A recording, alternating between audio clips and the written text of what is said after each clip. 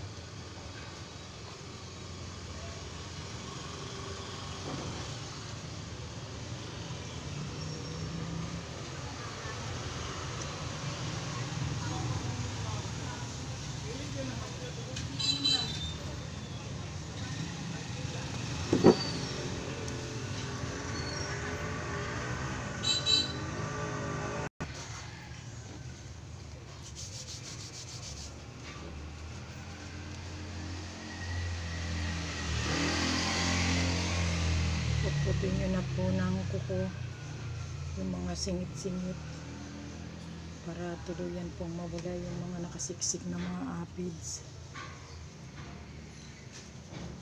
o kung ano man yun. Hindi ko sigurado kung aphids lang ba. Puputin nyo na po ng kuko kapag nalagyan nyo na po ng konting sabon o nabasa kasi lumalambot naman na po. Konting kutkot na lang po ng kuko nyo, naalis naman po sila para tuluyan ang mawala. Pagka hindi pa po ito nag-okay, pwede naman pong ulitin siguro once a week. Titingnan po natin kung anong maging resulta ng una kong pagkukuskus sa kanila. Pagkatapos ko po nito sprayan ko lang ng tubig na may labuyo, isang piraso, tapos dinikdik na bawang, mga 6 ang dinikdik ko, tapos isang pitsil, pero hindi punong-puno yung tubig. Tapos isang kutsarang joy na kalamansi. Tapos yun lang po ang i-spray ko. Iwanan ko muna ng ilang oras bago ko banlawan. Ayan po. Tapos na po natin pang kuskusin ng joy. Foam na may joy. Banlawan po natin. Para naman matanggal na po yung mga na nakadikit pa ng sabon.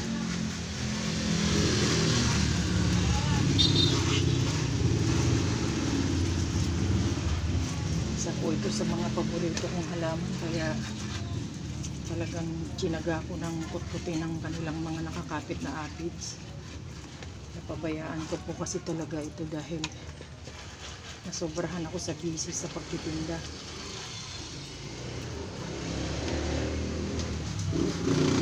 Puro pagtitinda na lang ang nabantayan ko. Nakalimutan ko na silang araw-arawin i-check. Yan na po. Medyo natanggal na talaga yung aphids. Ang likuran naman po ay wala. Malinis. Maganda na po nila ngayon. Ayan po. Maganda na ulit. Maintenance na lang po ang kailangan. Kailangan bantayan. Lalo na po kung paborito nyo ang isang halaman. Gaya po nito. Ang ganda niya na uli.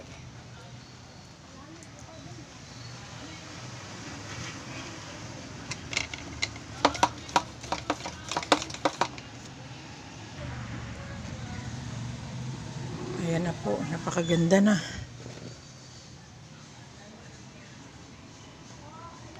Napakaganda na ulit ng dahon.